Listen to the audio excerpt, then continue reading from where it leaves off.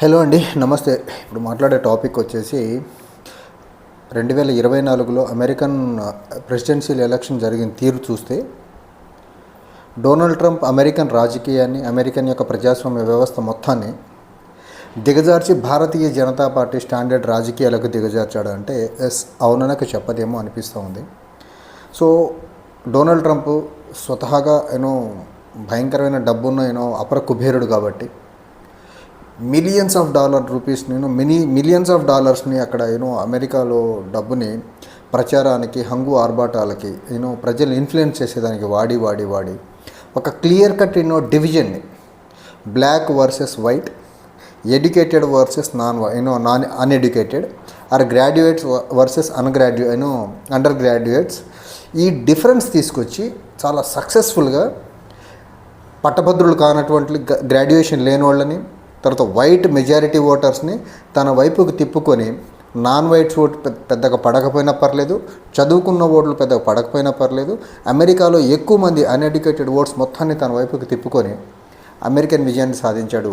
దీనికి బీజేపీకి సంబంధం ఏంటంటే భారతదేశంలో బీజేపీకి ఓటేసే వాళ్ళు కూడా మెజారిటీ అండర్ గ్రాడ్యుయేట్స్, విజ్ఞత తక్కువ ఉన్నవాళ్ళు, తర్వాత ఈ బీజేపీ యొక్క రైట్ వింగ్ ఎక్స్ట్రీమిజాన్ని అట్రాక్ట్ అయిపోయిన వాళ్ళు తప్ప లిబరల్గా ఆలోచించే వాళ్ళు, బెటర్ ఎడ్యుకేటెడ్ బీజేపీకి ఎప్పటికీ దూరంగానే ఉంటారు. సేమ్ అమెరికాలో కూడా అదే జరిగింది. Better educated people Donald Trump నుంచి దూరంగా జరిగారు.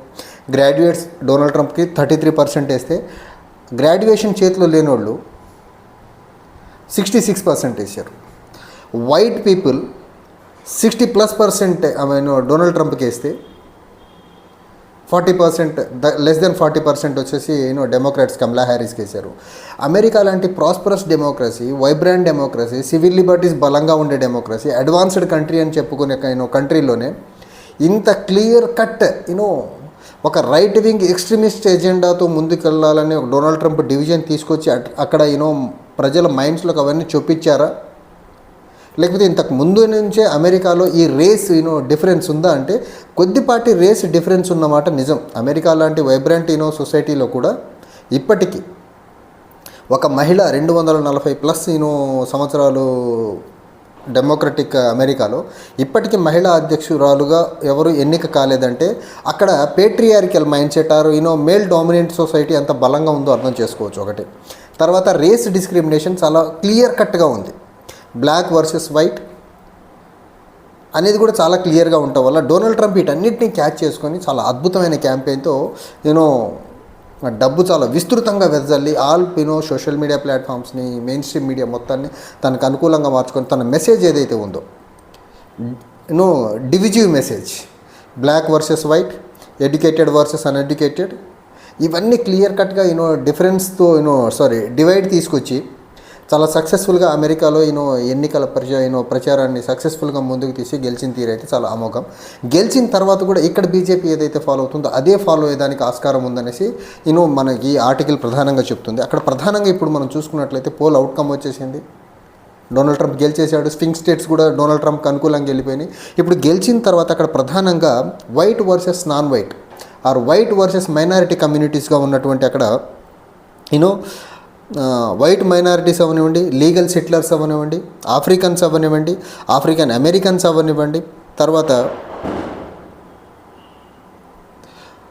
ఏషియన్స్ అవనివ్వండి, వీళ్ళందరూ ఖచ్చితంగా ఇప్పుడు America great again or employment అమెరికాకే ఎక్కువ ఇవ్వాలి, లోకల్స్కి ఎక్కువ ఎంప్లాయ్మెంట్ ఇవ్వాలి అనే ఒక హేట్రేడ్ ఆర్ రైట్ వింగ్ ఎజెండాతో ముందుకెళ్తున్నటువంటి డొనాల్డ్ ట్రంప్ వల్ల ఈ గ్రూప్స్ అన్ని ఆఫ్రో అమెరికన్స్, తర్వాత Latin Americans, as well as Asians, తర్వాత వైట్ మైనారిటీస్, వీళ్ళందరూ సఫర్ అయ్యేదానికి ఆస్కారం ఉంది. Same the case with BJP in India. How BJP towards particularly deprived sections of the society, ఓబీసీస్లో కొన్ని కులాల వైపు ఆర్ మైనారిటీస్ వైపు, ఇండియాలో ఉన్న డిఫరెంట్ మైనారిటీస్ వైపు వాళ్ళ అవుట్లుక్ ఎలా ఉంటుంది అనేది సేమ్ అమెరికాలో కూడా ఇప్పుడు ఇలాంటి అవుట్లుకే డొనాల్డ్ ట్రంప్ ఇంప్లిమెంట్ చేయబోతున్నాడని మాత్రం చాలా క్రిస్టల్ క్లియర్గా చెప్తుంది. సో బీజేపీ యొక్క ఇక్కడ రైట్ వింగ్ పాలిటిక్స్ అవనివ్వండి, తర్వాత హంగేరీలో జరిగిన పోస్ట్ కమ్యూనిస్ట్ ఎరాలో జరిగినటువంటి డెవలప్మెంట్స్ పరంగా హంగేరీలో ఇప్పుడు ఎలాంటి సిచ్యువేషన్స్ ఉన్నాయని చూసుకుంటే, టర్కీ చూసుకుంటే, ఇజ్రాయిల్ చూసుకున్న ఈ right wing mindset oriented leaders elect అయిన దేశాల్లో ఎలాంటి పోకడలు అయితే ఉన్నాయో అలాంటి పోకడలన్నీ వైబ్రెంట్ సొసైటీగా, వైబ్రెంట్ డెమోక్రసీగా, మోస్ట్ ఫ్లరిష్డ్ డెమోక్రసీ అని చెప్పుకునే అమెరికాలో కూడా ఇలాంటివన్నీ ఇప్పుడు చూపించేదానికి డొనాల్డ్ ట్రంప్ అడ్డు లేకుండా అయిపోయింది. అడ్డు లేకుండా ఎందుకు అయిపోతుందని చెప్తున్నానంటే ఇప్పుడు డొనాల్డ్ ట్రంప్ చేతిలోకి కంప్లీట్గా president Donald Trump Republican party అయిపోయింది. Senate Donald Trump Republican party చేతిలో ఉండిపోయింది. తర్వాత హౌస్ ఆఫ్ రిప్రజెంటేటివ్స్ కూడా డొనాల్డ్ ట్రంప్ రిపబ్లికన్ పార్టీ చేతిలోకి వెళ్ళిపోయింది. జ్యుడిషియరీ కంప్లీట్గా జ్యుడిషియరీ కూడా రిప్రజెంటేటివ్స్ రిపబ్లికన్ పార్టీ చేతిలోకి వచ్చేసింది. ఇప్పుడు చూసుకుంటే అమెరికాలో ఉన్న ప్రజాస్వామ్యబద్ధమైన వ్యవస్థలన్నింటినీ, అది ప్రెసిడెంట్ అవనివ్వండి, సెనేట్ అవనివ్వండి, హౌస్ ఆఫ్ రిప్రజెంటేటివ్స్ అవనివ్వండి, జ్యుడిషియరీ అవనివ్వండి, ఇవన్నీ కంప్లీట్గా ఇప్పుడు రిపబ్లికన్ పార్టీ చేతిలోకి వస్తుంది. ఇప్పుడు డొనాల్డ్ ట్రంప్ నందంటే నంది, పందంటే పంది అయిపోయింది అమెరికన్ డెమోక్రసీ పరిస్థితి. డొనాల్డ్ ట్రంప్ ఏ ఎజెండా ఇప్పుడు ఇంప్లిమెంట్ చేయాలనుకుంటే ఆ ఎజెండా సక్సెస్ఫుల్గా ఇంప్లిమెంట్ చేసేదానికి ఆస్కారం ఉంది. ఇప్పుడు డొనాల్డ్ ట్రంప్ యొక్క డ్రీమ్ విల్ ప్రాజెక్ట్ ఏదైతే ఉందో ప్రాజెక్ట్ 2025, ఈ ప్రాజెక్ట్ 2025లో కంప్లీట్గా సివిల్ సర్వెంట్స్ ఎవరైతే ఉన్నారో అమెరికాలో, ఆ సివిల్ సర్వెంట్స్ మొత్తాన్ని తనకు అనుకూలమైన ఉండే వాళ్ళని ఏర్పాటు చేసుకునేదానికి డొనాల్డ్ ట్రంప్ ఒక ప్రక్రియని, ప్రణాళికని రూపొందించుకున్నారు. ఈ ప్రాజెక్ట్ 25 ఇంప్లిమెంట్ అయితే డొనాల్డ్ ట్రంప్ యొక్క పర్సనల్ విల్ ఏదైతే ఆయన క్యాంపెయిన్లో చెప్పాడో, ఏదైతే ఆయన మైండ్లో కొన్ని చెప్పకుండా దాచేశాడో, ఇప్పుడు ఏవైతే ఆయన డివిజివ్ ఎజెండా ముందుకు తీసుకెళ్లాలనుకుంటున్నాడో, లేకపోతే ఈ ఎక్స్ట్రీమిస్ట్ రైట్ వింగ్ ఎజెండా ఎలా అయితే ముందుకు తీసుకెళ్లాలనుకుంటున్నాడో అతని విల్ ప్రాజెక్ట్స్ అన్ని ఈ ప్రాజెక్ట్ 25 ద్వారా ఇంప్లిమెంట్ చేయాలని డొనాల్డ్ ట్రంప్ పూనుకున్నాడు. డొనాల్డ్ ట్రంప్ పూనుకున్న దానికి అన్నీ కలిసి వచ్చినాయి. డొనాల్డ్ ట్రంప్కి సెనేట్ రిపబ్లికన్స్ చేతిలో ఉండిపోయింది. హౌస్ ఆఫ్ రిప్రజెంటేటివ్స్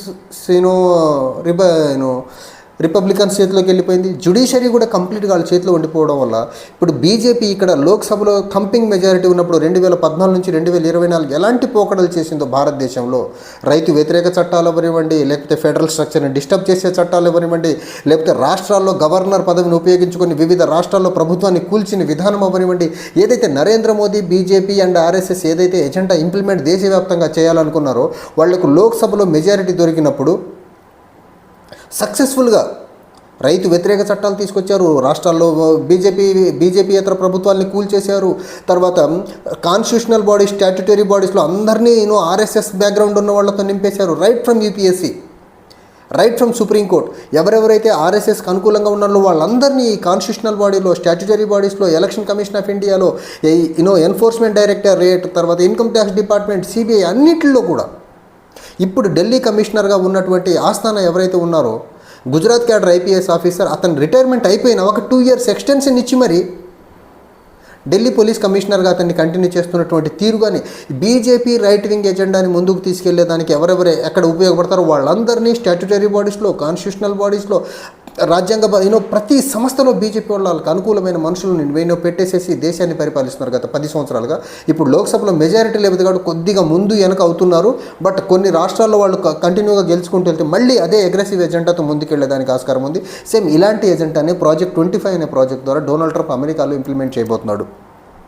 తర్వాత ఇప్పుడు డొనాల్డ్ ట్రంప్కి ఇప్పుడు దొరికినటువంటి ఇంకోటి 100% ఈ మ్యాండేట్ ఏదైతే ఉందో ఇవన్నీ కూడా డొనాల్డ్ ట్రంప్లో ఉన్నటువంటి ఒక అగ్రెసివ్ యాటిట్యూడ్ ఏదైతే ఉందో అది రేషియల్ యాటిట్యూడ్ అవ్వనివ్వండి, లేకపోతే టువర్డ్స్ అదర్ కంట్రీస్ అవ్వనివ్వండి, లేకపోతే అక్కడ డెమోక్రాట్ పార్టీని క్రష్ చేసే విధానం, ఇవన్నీ కూడా ఆయన అగ్రెసివ్ మేనర్లో ముందుకు తీసుకెళ్లేదానికి ఆస్కారం ఉంటుంది.